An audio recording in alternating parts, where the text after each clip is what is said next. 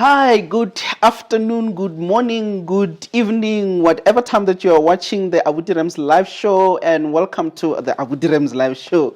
Thank you so much, guys, for really being part of these conversations and also subscribing to our news letters. I've seen some people who are subscribing to our newsletters, not only subscribing to our channel, which is pretty amazing also, but also liking and sharing the content that we are putting up on the show. The show really is about speaking about solutions, and solutions in business, solutions in leadership, solutions in so many aspects of our lives as you know, Africans. And we are in conversation with a whole lot of people who are contributing towards, you know, the development of Black people in the continent. And I'm excited today to have a very interesting man, a very interesting character within the midst of, you know, African development and thought leadership. And I think you're going to be excited about this one.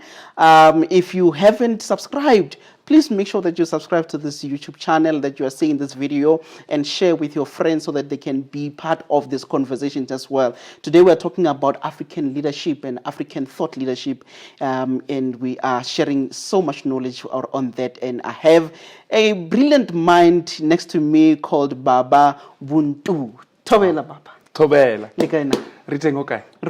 Thank you so much for inviting me. It's such a great honor. Great honor. Yes. I am honored to be in conversation with a great man. Wow, thank you. Thank you so much. I've watched a lot of your material, watched a lot of your videos. I'm a big fan. Don't tell them, thank but you. yeah.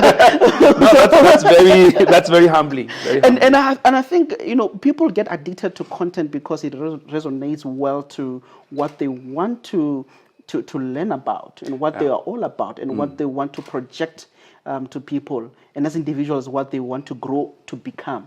And I'm excited to be sitting with a man that I've been, you know, consuming a lot of content from. Thank you. And I think you know, a lot of people might then say, okay, but Rams, we see you, we know you. Sure. But who is this man, Baba Buntu? Sure. Who is this man? Yeah, who's Baba Buntu? First of all, I think I want to thank you for inviting me on the show, and I want to recognize our ancestors who whose shoulders we stand on, and who without them we wouldn't go very far. I am an African man who is very passionate about our continent, our people, our families, our land, our economy, and our progress. I think I see us as a people who have a majestic story for the majority of the time that we've been on this planet. But for the few last centuries, we have really struggled, and we become the bottom of the pit in a way, to the extent that we often define ourselves as if that's our inheritance or that's all we can be.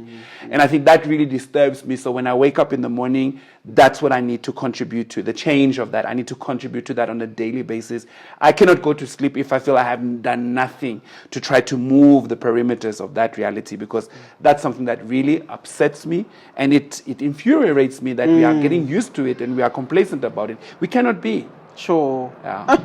So you are also not just a person who's now passionate about Africa and the development of thereof, and you know an angry person as well. Yeah, and I'll tell you about the anger too. that we're going to talk about as well. But also you are running an organization, and I want you to briefly just share a little bit of knowledge about what you guys do at all. So together with my wife and one of our spiritual sons, we run a company called eBukhosini Solutions. Okay. It's a community-based company focusing on African-centered learning journeys. I try to avoid the word education because it quickly takes us into classrooms and universities and things like that. And we may form some relationships with educational institutions, but we believe under a tree is a classroom. At a car wash is a classroom. Right now we're having a classroom. Definitely. So we feel that we can move around in every space, and we can set up learning journeys. And that means we bring different people in the African community together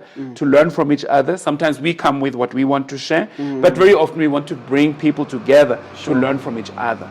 Interesting. So what type of services that you're offering with the organization? Okay, so we do a number of consultation work for other organizations and communities, and especially those who are interested in knowing how to position information about African-centered leadership, African-centered knowledge. Where does history feature into? Because for me, you see, we have become a people that whose main reference is outside of ourselves. Oof. We know so much more about everybody else on this planet than ourselves.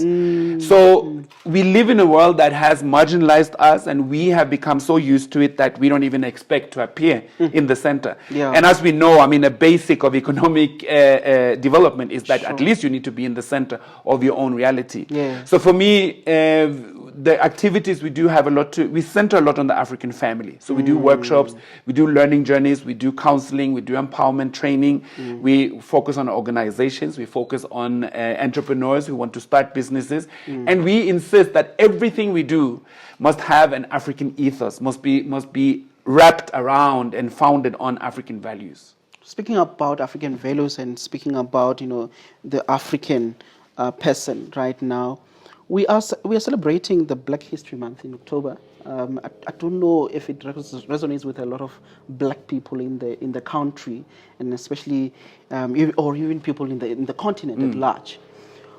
What has been our contribution as a black people, as a black race, towards human civilization?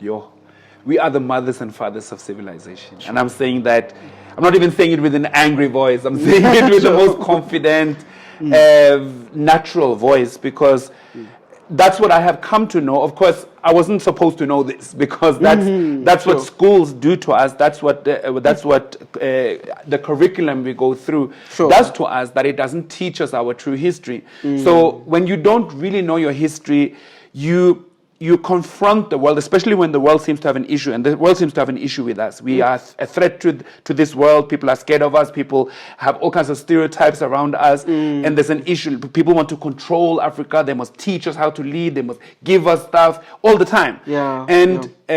When we start to see ourselves as a people in deficit, then I think it's even difficult to talk about economic development, because all we do is to try to copy those who oppressed us and continue to extract and steal and take the things that we own. So for me, what we have contributed, it's science, it's understanding of spirituality on the highest level, economic trade, production, manufacturing, like you could mention every subject on the planet, and Africa has for the longest time held the highest level of carrying that knowledge forward. Do you think that we could literally contribute towards the academia of this world? And I know a lot of people have this conversation. They say, like, no, the first university was in Africa, which is true. It's a historical fact. Definitely. And but the biggest schemes of things is how can Africans contribute towards the academia and research and development and the R&D,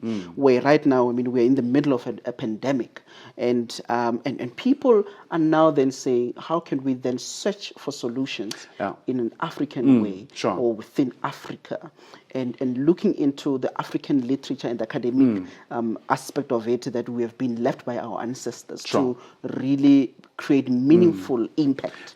Is it possible for us to establish such?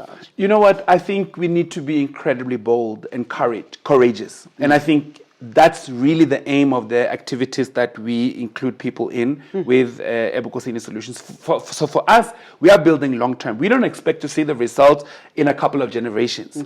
Meaning that what we often do now is that we try to window dress and decorate and make smarter and nicer and put some African touches on a system that never was built for us. So for instance, when we say decolonizing education, what are we really decolonizing? We are decolonizing the colonial education. Like, what does that even mean? So what is meaningful is to have conversations about where do we really want to position Africa? Are we hoping that we're going to be another United States or Europe? Is that our plan? Are we just going to continue to work with all these forces that are forcing themselves into this continent? Or do we have a plan to build our own? And if we do, what does that mean? How long time is that going to take? Who's going to take the responsibility? Because I think so many of us are fatigued just looking at our governments right now. We don't see them stand up for us. We don't see them represent this continent. We don't feel secure and safe and represented with these seats that they have. So I have even stopped looking to politicians. I don't even have a demand to politicians right now, because my contribution is to focus on young people to, over time, change our mindset so that when we decide what kind of leadership and governance we should have, because right now we are running everyone else's system and it benefits them and not us. When we are ready to build that, we need to have courageous minds that are willing to suffer for a while, because that's what it takes to really build something new and say we don't want this, but we are developing this. And that's the courage that I believe in. I give my life to that. When you're speaking about, that you are even neglecting the element of the politics that are actually happening within the continent to a great extent, yes. Yeah. Who's having these conversations about how do we have to change the political system or influence it, or abandon the political system altogether and create our own? For me, we need to destroy the system. And I'm not saying that I have a perfect idea on exactly how that should happen, because I think this is the point of giving birth to a new cadre of young people. Meaning, for instance, nobody told young people 5 years ago that they must engage in Fees Must Fall. Not true. But they did. Yeah. And maybe my generation was not the biggest inspiration for them to even do it. You understand? It's not as they looked and said, you know what, we're going to do this. That came out of their own realization of the world that they live in right now. So my contribution as an elder is not necessarily to dictate exactly what's going to happen at a future point, but to give the best that I can to a young generation, so that they can grow up and rise in the pride that many of us never had. I mean, I became aware of many of these things when I was in the middle of in my mid-20s. We cannot afford for generations and generations of Africans to become conscious and aware and involved when they're in their 30s. We need 6-year-old Pan-Africanists. Yeah. We need 9-year-olds who understand that, you know what, there's a fight going on, there's a war going on, and I'm going to contribute to that. So that's why I'm saying, it's not that I have no idea what I want in the future, but I don't think my biggest role is to define exactly what's going to happen at what exact time. What am I doing with young people? Because young people right now across the continent are asking the right questions. They are critical to religion. They're critical to the state system. They're critical to education. Now, what else do we want? This is the time. They're asking the right questions. They're asking the right questions, but who's giving them the answers and the guidance that they need? That's, for me, is the biggest question. Now, if you look into the African leadership as a phenomenon, like not looking at it as from politically, like leadership in all spheres. Sure. A lot of people are complaining about African leaders, that we've been failed by these African leaders, and who some of them they amass so much power to get to become political leaders, and then become presidents and such. I mean, the points we could look into a case right now of Nigeria, what is happening right now in Nigeria. Do you think that we have a leadership crisis, or we have an African problem? What is the problem? I wonder even if you have leaders. And maybe then we need to define what leadership is, because I think true leadership serves the collective. And that doesn't mean that everyone gets exactly what they want, but it means that leaders listen. Leaders are sensitive too. Leaders can see beyond. They can hear what you're saying even when you're not saying it straight. So even if you say, I'm not really angry about anybody, they can hear, but you're actually angry. I think that's what I need to take from what you are saying. There's something boiling within you and you don't know what to do with it. So when we go back and come back with plans and suggestions, that must be part of what we do. And I think we have, when I say inherited, it sounds too soft. We have been brainwashed into having to take over a state system that hardly works other places in the world, and definitely has a problem working on this continent. And for that to thrive, systems that we had that were very well functioning had to be crushed. So we mustn't think that Africa sat there without leadership and we just got leadership when people came to colonize us, and then they decided to go back because it wasn't profitable for them anymore. So we mustn't forget that this continent comes from a long lineage of leadership. And what I see in that leadership is collective thinking. It's a higher understanding of what spirituality means in the space of leadership, meaning that we come from a time when if you were our leader, the system around you made it almost impossible for you to have just your own personal exploitative agenda. You would be caught in the act before it started to ruin and damage the people. We don't have those systems anymore. You can find ways of tricking the system, using the system, and we may like you for a good 5 to 10 years before we find out that, but this is a crook.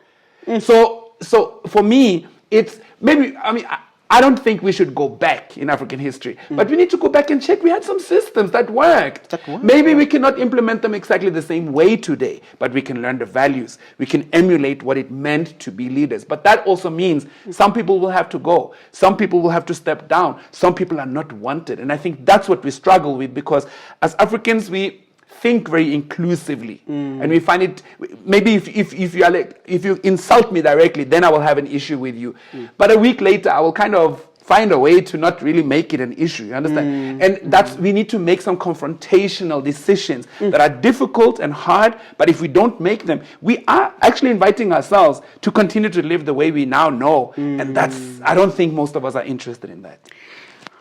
When we're talking about this thing, there's a whole lot of things that are triggered in my mind now, because I've had this conversation with people about how Africans, black in particular, have this mentality of destroying. Whether we destroy each other or we destroy the properties that we have or the infrastructure that we have around us. And one person made an example now on social media the other day that there was a train station that looked so good in 1996, and right now is in tatters. It's in shambles. And I'm sitting here that thinking about what we actually see also in the public spaces, and I'm speaking directly to the black men. And since you are very passionate about working with black men, now in the public spaces, you go to public toilets, you find that those conditions are not in good, in a good space for people to actually use. Normal human beings shouldn't be in such spaces where, they could literally help themselves next to the toilet, not inside the toilet. They can throw a banana peel next to the rubbish bin, not inside. Is there something wrong with the black person? Are we inherently corrupt, messed up? Absolutely not. I think what is wrong is that we, for such a long time, have experienced ourselves as a voiceless people, a powerless people, a people who have many opinions, many difficult experiences, a lot of pain that we carry, but very few places that in a conducive way I can vent it, I can get it, I can find my healing. So the thing is, and I'm not saying that, I'm not now taking away the responsibility for each individual. I'm saying collectively, if you could kind of take a bird's view at what some of us engage in and do. And it doesn't excuse, for instance, we have men who beat up women. And what I'm trying to look at as well is that if we really want destruction to go away, we can't just say, man, fix yourself. Like, you can be poor, but you must smile. Like, you must be nice, but you don't have to. Like, if people, when you systemically make a people voiceless and powerless, we don't own our land. Diamonds are taken out of this country every day. People get rich out of how South Africa is right now, and most of us don't. That, when you cannot do anything about that, you're going to harm something or somebody. And I'm saying that in that space, then maybe my wife is going to be the victim of my anger because I don't know where to address it. Again, I'm not excusing it, I'm explaining it. And the city that I'm now supposed to love, the toilet, the public toilet that have been created as a service for me in a city that doesn't give me a job, doesn't give me a fair pay, treats me like a slave. I stand and I'm trying to get jobs, I'm trying to work hard, I'm getting up 4 o'clock in the morning, but I'm still being pushed in the face. I'm going to do something to that. And when I cannot go to the minister and the president and the economic development department, I'm going to take it out somewhere. So if I need to mess up a place, if I need to push something over, if I want to set something alight, if I want to just go crazy for a while, that's maybe the place I can place, that I can channel some of my anger. Anger. Yeah. Africans have anger. I say this thing a lot of times with my friends that, Africans have anger, and those anger issues need to be dealt with, but correctly, And I think this is the conversation that we are having right now about, how African people are, at the end, destroying each other or, their properties or whatever as a systematic thing that really happened. And in my previous conversations, I've always spoke about how apartheid, as a system has really, created this segregational laws that made sure that men become absent. And in the next conversation now that we are continuing with our conversation with Baba Buntu is we are looking into the economy itself and how, the system has made sure that it systematically, excludes the black man from, the economy, systematically so. Baba Buntu, we are in this conversation talking about the economy and the African economy. One, I want to understand your thinking about what is an African economy, just to define what is an African, how does it look like? Sure. What monster is this? First of all, the way I see an African economy is that what is given priority and labeled wealth is not just money. It's not material goods. It is well-being, it's collective living. We go back to the principle of Ubuntu, knowing that I am only somebody when I am of somebody else. Yes. So myself is not just an individual self, it's connected in a web of people around me that I have to respect, that I have to honor, that I have to give to, because when I give to them, they will give back to me. Sure. And when that is my reality, economic and profit becomes a completely different thing, which means that within that economy, I cannot be happy just because I can buy stuff and because I can do stuff on myself, for myself. I have to share. I am enriched when I see other people. So bartering is part of the African economy. Oh, absolutely. And how I think it would work in the past, and how can we implement it in the future? So remember, markets of making commodities available were huge in the ancient African economy. So there would be many places where you could go, and sometimes money would be used in some economies. Other places, people would, I have salt, you have fabrics, let's make a deal. Okay. And then we go back to our communities. So this would be wholesale. Then we go back to our communities, make it available in our communities. And I think when we look at our communities, we're not doing so well with providing the services that actually our communities need. And as much as we can be angry when people from so-called other places come or speak a different language, come and sell bread in our communities, actually that's economic intelligence. And that's what apartheid did to many African minds, to not even see that, you know what, I'm not saying South Africans haven't done it, but I'm just saying to the extent that we could actually own the economies in our townships, in our rural areas. But because we've been brainwashed away and because many people have been marginalized to such an extent that they feel they never get to the level where they can actually expand. Because to do that, and this is what we see, that people who are successful in economy, they have a web of collaborating. They have a web of standing together. They have a web of, and that's where more than money comes in. Accommodation, food, basic needs. Because if I cannot give you money, maybe I can give you a place to rest your head. I can give you some clothes. And that's going to set you up so that in a year you can make money. You understand? So I think this focus on money, because I feel we have become very focused on money only. And if I can have access to a lot of money, I can floss, I can shine, I get respect, and it actually works.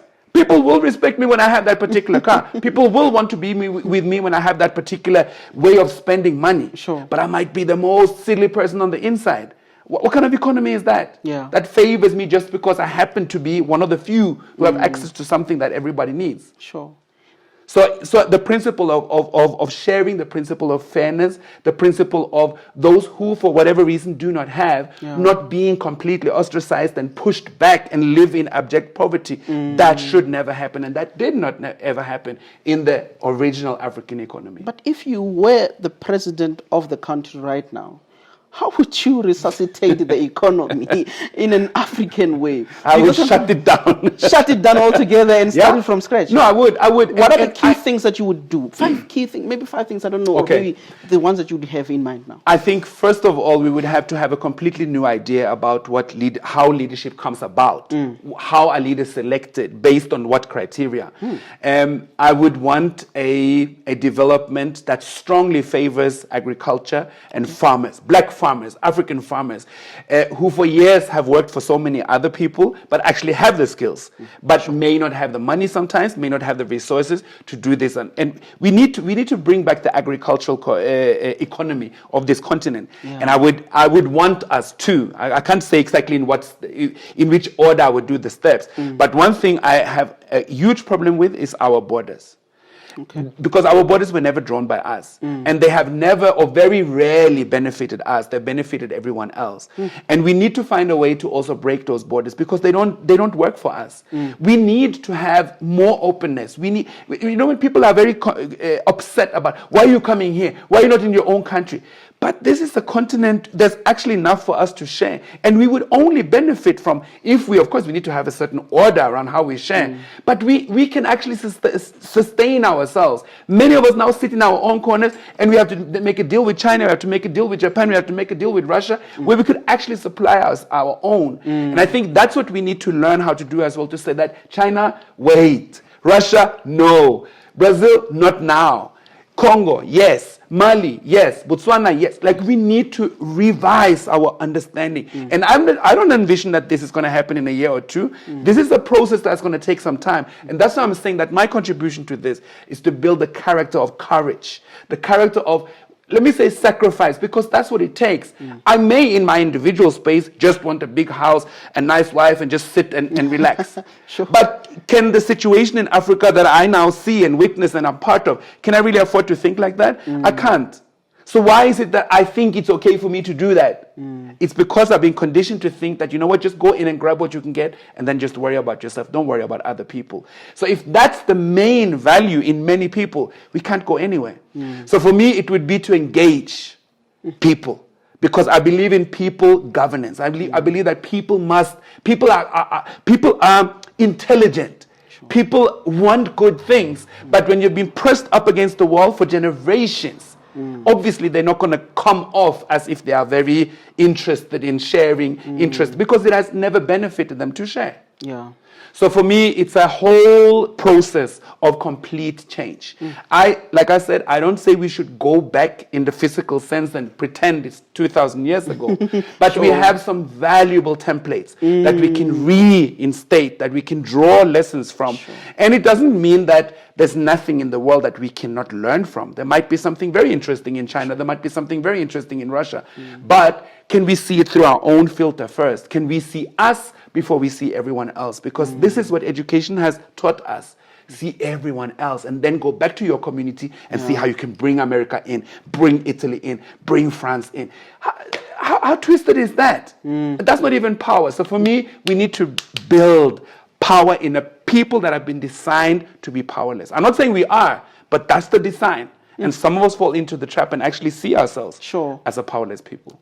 What is your take on the township economy that, right now, when you go to these townships, these are the conversations that people are having. And I think maybe that's why Mr. Herman Mashaba is resonating well with his message of then saying, foreigners must, we need to lock the borders and we need to make sure that foreigners don't come here and to do criminal activities. What is your take on the township economy, one, and then number two, in looking into the township economy, if you look at what Botswana has done right now with regards to some of the trades that you cannot, that you as a foreigner in that land, you can't do them because those are the skills that are there within the country. And is that a better approach towards making sure that we still retain the spaza shops and other activities that were happening within the township economy? What can be done to revive the township economy and collaboratively working with other African people? I think there's many problematic aspects in this conversation, but to say something brief about it, first of all, we need to be clear about who's a foreigner. And it's not a black person from another African country. Come on. It's white people. Sure. So and it's true. Yes, so when I define that as foreigners, yes, they have destroyed us. Yes, they have stolen from us and they must go. There cannot be space for that when that's what you come from. So So I agree with that statement, but I don't agree with who people identify as foreigners, because I don't see another black person as a foreigner ever. There can be a stupid black person, it can be a criminal black person, it can be a person I don't want to associate myself with, but it's still a family member that I don't like. So that's problematic. Also, township economy, I get what you're saying, but we also need to take a step back and say, what is a township? And a township is a death camp. If you think about it, that's what it was set up to be. How it was. And I'm not saying that I mean, the thing is, we can't glorify the township that we were locked into because we were not human beings. And then we tried to set up a shop on the corner and we do some green areas and now everything is fine. It's not fine. It's still a death camp. I'm not saying we should leave them and abandon them and not do anything. But you must remember that we were put in those camps for a reason. And that was to keep us away from these. Maybe we would now sink into the wealth of white people. We will threaten them. We'll be next to them. We will be able to peep over their shoulders and take over. And that was not supposed to happen. So I don't want us to just lock us into like this is our only reality. Yes, that can be part of a bigger economic plan to revive, to bring back, to prosper. And I think, yes, I agree with the notion that not everyone can just come into any area and do exactly what they want. Okay. But that's what I see from the ancient African system as well, that if you live in this town and I want to come and operate, I will have to fill in some forms. I will have to go and discuss with some people. I might have to pay a few things because there will be some permissions that I'm given and some guidelines that I will have to follow. But the stance will not be, no, you're not from here. You don't speak this language, you cannot come here.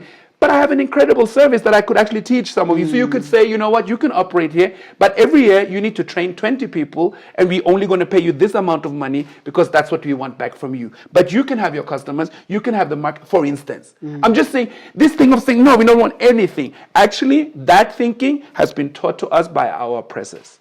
Only. Because xenophobia is not an African thing. It's a transplanted reality from Europe. That's where you find the real xenophobia. Baba Buntu. We don't want that. Thank you very much. Thank you so much. Colleagues, you've been watching Abuti Rams and it has been fired and like, I'm feeling fire in here, guys.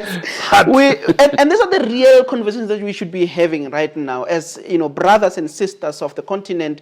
And I also must say that we must say no to xenophobia. We must also say no to Afrophobia. We must say no to the diminishing of the black people in the continent. We need to collaborate and work together as a people that is destined to succeed. And I think we need to have also great leaders. And I always tell you guys on my social media platforms that I blame the people who vote for the leaders that we have here, because we have a political system that is making people to vote for them and they do not deliver. And you guys are on the ground right now doing protests and whatnot. I think it's now high time that we go back to our dormitories and sit down and in our rendezvous and have these conversations about how can we envision a different Africa altogether. It has been good. You've been watching Abuti Rams live. If you haven't subscribed to this YouTube channel or you haven't seen our videos, please make sure that you subscribe so that you can get updates when we are launching a new video.